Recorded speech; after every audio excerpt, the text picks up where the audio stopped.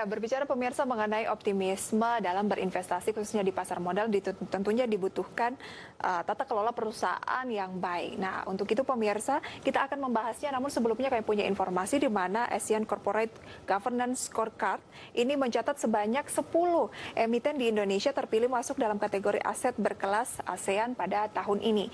Dan di mana penilaian ini pemirsa berdasarkan tata kelola perusahaan yang baik dan layak dilirik oleh investor global. Asian Corporate Governance Scorecard atau ICGS mencatat sebanyak 10 emiten di Indonesia terpilih masuk dalam kategori aset berkelas ASEAN pada tahun ini. Di mana penilaian kategori ini berdasarkan tata kelola perusahaan yang baik dan layak dilirik oleh investor global. Direktur Penilaian Perusahaan Bursa Efek Indonesia IGD Nyoman yang mengungkapkan bahwa para pemenang ICGS tersebut telah memenuhi kriteria penilaian dan menerapkan tata kelola perusahaan yang baik mulai dari area manajemen puncak, terbentuknya kebijakan internal, serta keterbukaan informasi yang mudah diakses publik. Seperti diketahui, Asian Corporate Governance Scorecard merupakan penilaian yang paling dinantikan oleh setiap perusahaan tercatat di kawasan Asia Tenggara, di mana dengan masuknya sejumlah emiten tersebut juga menjadi kebanggaan bagi pasar modal tanah air. Adapun 10 perusahaan tercatat di Bursa Efek Indonesia yang masuk dalam daftar ASEAN Asset Class atau berada di atas poin 97,5 diantaranya PT Jasa Marga Persero Tbk, PT Bank CIMB Niaga Tbk, PT Bank Tabungan Negara Tbk, PT Bank Rakyat Indonesia Persero Tbk, PT Aneka Tambang Tbk, PT Bank Mandiri Persero Tbk, PT Bank Sentral Asia Tbk, PT Bank Permata Tbk, PT XL Asyata Tbk, dan PT Maybank Indonesia Tbk. Berbagi sumber untuk IDX Channel. Oke, Bu. Terima kasih pemirsa, dan langsung saja kita akan berbincang bersama dengan Ibu Angela Indirawati Simatupang, Corporate Governance Expert Indonesia. Ibu Angela, apa kabar Ibu? Baik, bisa. Terima kasih banyak loh Bu untuk waktunya di tengah kesibukan, memberikan waktu untuk kita berbincang nih. Sejauh mana sebenarnya tata kelola perusahaan ini mempengaruhi minat dari investor yang dapat kita lihat juga ya dari ASEAN Corporate Governance Scorecard mencatatkan sebanyak 10 emiten Indonesia masuk dalam kategori aset berkelas ASEAN tahun ini. Bagaimana tanggapan Ibu dengan informasi yang memasukkan 10 emiten Indonesia? Oke, jadi sebenarnya gini Pisa, Asian Scorecard ini merupakan bagian dari inisiatif dari Asian Capital Market Forum. Asian Capital Market Forum itu adalah forum regulator pasar modal di ASEAN, yang tujuannya adalah untuk meningkatkan standar dan praktik tata kelola, terutama perusahaan tercatat di ASEAN ya. Betul. Untuk memberikan visibilitas yang lebih besar kepada perusahaan ASEAN yang dikelola dengan baik dan untuk memamerkannya kepada investor internasional sebagai perusahaan yang berkelas dan layak untuk menjadi tempat investasi. Nah, ada 10 perusahaan Indonesia, perusahaan tercatat Indonesia yang masuk ASEAN Asset Class, berarti 10 perusahaan tercatat ini dianggap sebagai aset gitu ya, aset di ASEAN dan ingin dipamerkan ke investor global dan dipamerkan sebagai tempat yang layak untuk menjadi target investasi. Nah, kenapa tata kelola itu penting? Karena governance itu bisa memberikan keyakinan untuk semua stakeholders bahwa hak mereka dilindungi dan ini memberikan rasa nyaman dan percaya untuk bisa berbisnis di Indonesia. Baik, ASEAN Corporate Governance Scorecard ini kan sebenarnya sudah berlangsung dari 2011 ya Bu ya? Nah, peran dari emiten-emiten di Indonesia sendiri sejauh mana Bu sampai saat ini masuk 10 emiten? Misalnya mungkin di tahun sebelumnya itu seperti apa sih prestasi dari emiten-emiten di Indonesia di ajang ini Bu? Oke, jadi gini, saya pikir peran emiten cukup besar tentunya ya, karena tentu yang dinilai adalah semuanya perusahaan tercatat. Tetapi tingkat dari peranannya berbeda-beda. Jadi ini semua dikarenakan awareness-nya berbeda-beda, sehingga effort mereka berbeda-beda. Ini menyebabkan posisi kita di antara negara-negara ASEAN lain tidak lebih tinggi, kecuali untuk Vietnam. Kita selalu lebih tinggi daripada Vietnam. Berarti di tahun lalu jumlahnya ada berapa, Bu, yang masuk dalam kategori aset berkelas ASEAN? Jadi, kalau dari Indonesia? Oke. Di tahun-tahun sebelumnya, kita itu hanya berdasarkan rating score gitu ya. Tetapi kita tidak introduce ASEAN Asset Class ini.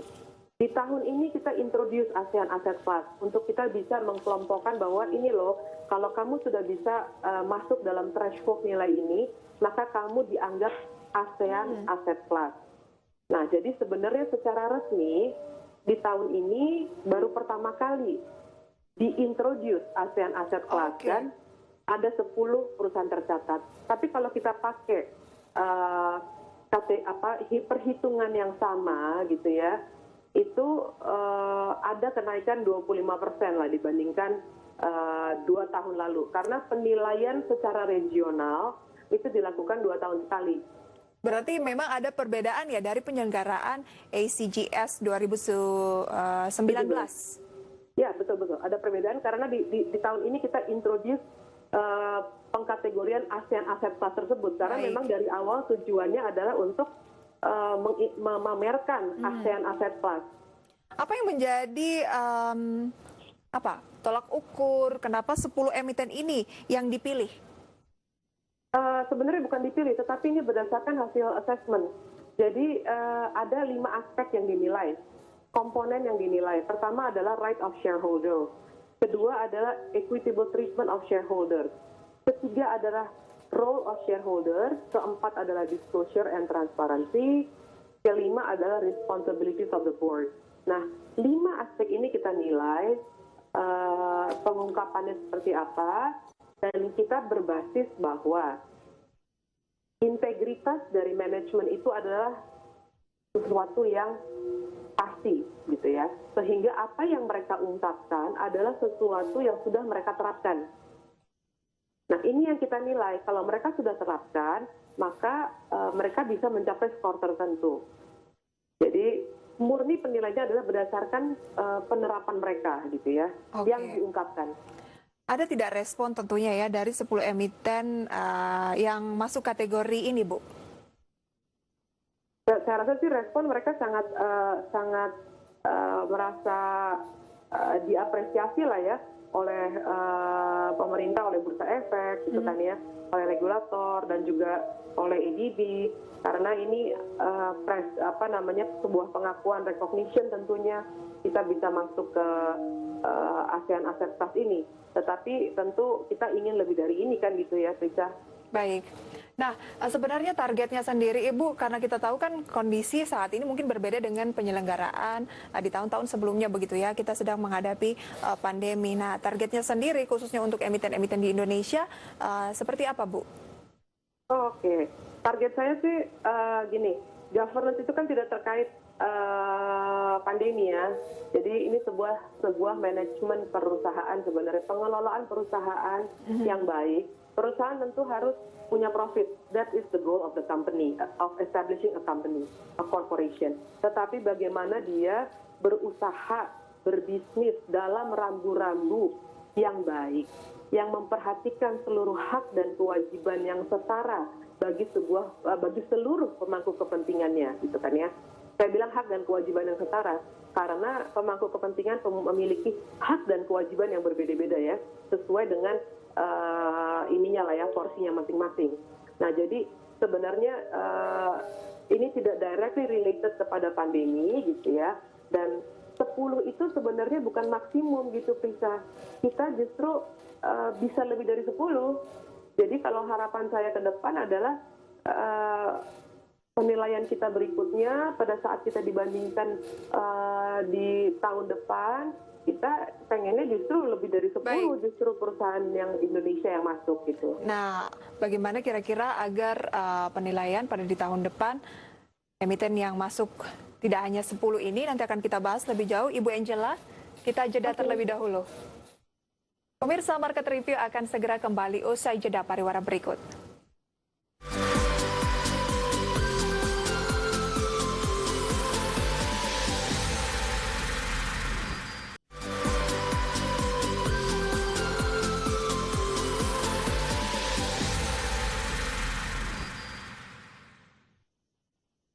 Terima kasih pemirsa, Anda masih menyaksikan Market Review dan kita masih akan berbincang bersama dengan Ibu Angela Indirawati Simatupang. Beliau ini merupakan Corporate Governance Expert Indonesia.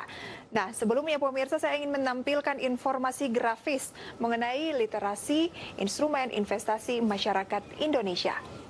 Kita simak bersama-sama berikut ini.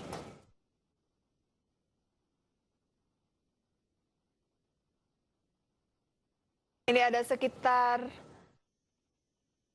dari tahun 2016 dan juga 2019 literasi instrumen investasi masyarakat Indonesia kalau dari perbankan itu sekitar 28,9%, kemudian perasuransian itu mencapai 15,8%, dana pensiun 10,9%.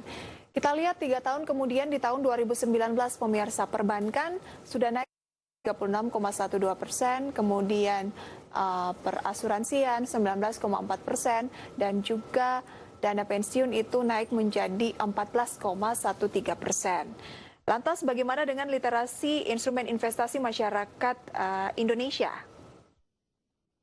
Berikutnya kita lihat pemirsa.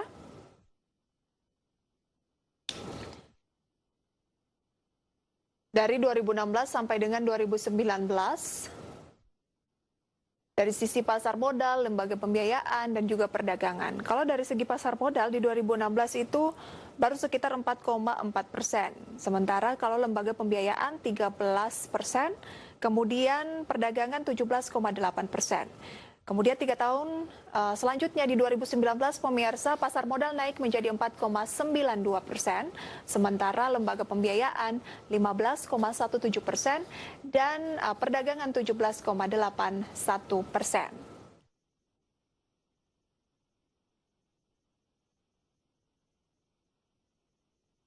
Kita lanjutkan perbincangan pemirsa bersama dengan Ibu Angela. Ibu Angela, kalau berbicara mengenai literasi inklusi keuangan, tentunya sangat erat kaitannya dengan minat begitu ya dari para investor, dan minat itu tentunya akan didukung oleh tata kelola yang baik ya. Ya. Tadi Ibu sempat menyampaikan bahwa sebenarnya kalau berbicara mengenai ASEAN Corporate Governance Scorecard yang mencatat sebanyak 10 emiten di Indonesia, sebenarnya ini bukan kategori penilaian begitu ya Bu ya? Itu kategori penilaian. Jadi gini, untuk bisa jadi masuk dalam kategori ASEAN Asset Class, dari hasil penilaian dia harus mendapat skor minimum 97,5. Baik, tapi Anda katakan tadi kita hanya lebih tinggi dibandingkan kalau negara-negara ASEAN lainnya dengan Vietnam. Oke, jadi kita akan penilaian kan setiap negara. Jadi kita punya skor negara.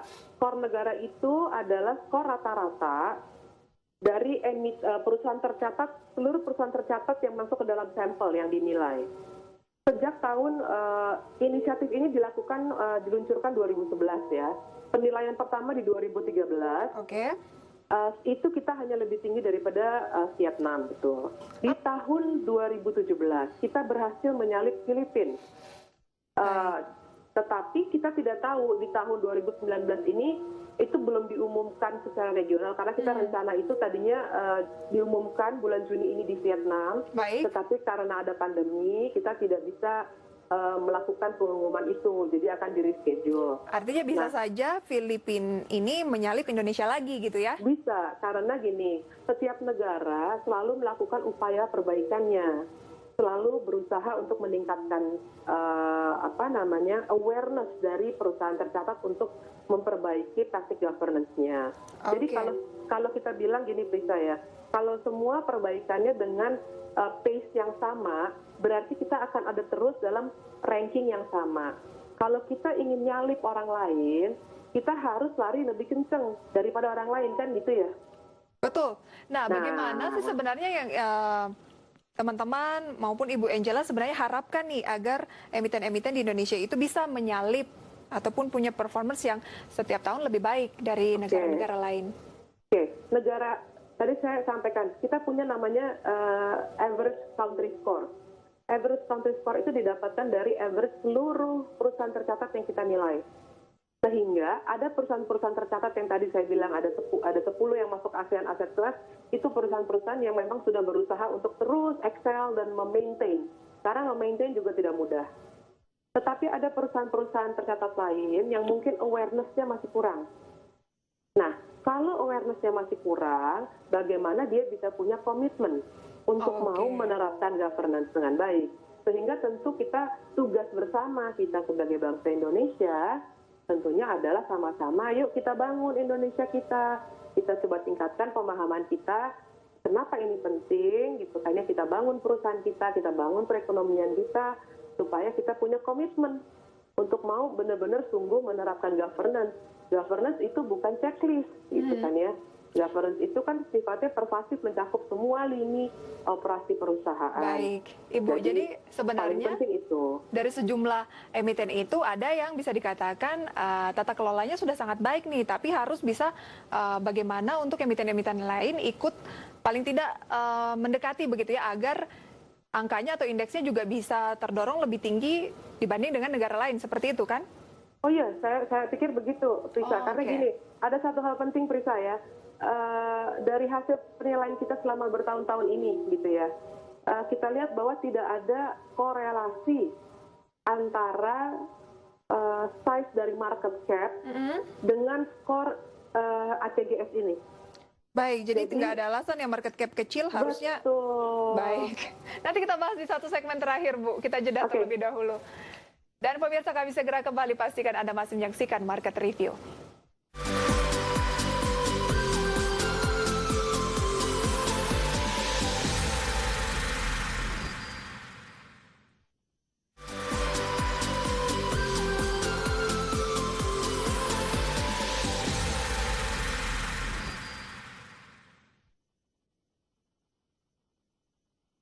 Ya, terima kasih pemirsa masih menyaksikan Market Review, dan kita masih membahas ini terkait mengenai 10 emiten Indonesia masuk jajaran Asian Asset Class lah begitu ya. Dan kita masih berbincang bersama dengan Ibu Angela. Ibu Angela, emiten-emiten yang masuk itu saya sampaikan sedikit ya Bu ya. Mungkin banyak yang masih bertanya-tanya emitennya memang apa aja gitu ya. Ada CIMB Niaga, kemudian juga ada Bank Tabungan Negara, kemudian ada Antam, dan BCA, Bank Mandiri, Jasa Marga, EXCL, dan juga BNII. Jadi Anda katakan sebenarnya kalau berbicara mengenai market cap nggak ada hubungannya ya Bu ya? Tidak ada hubungan langsung.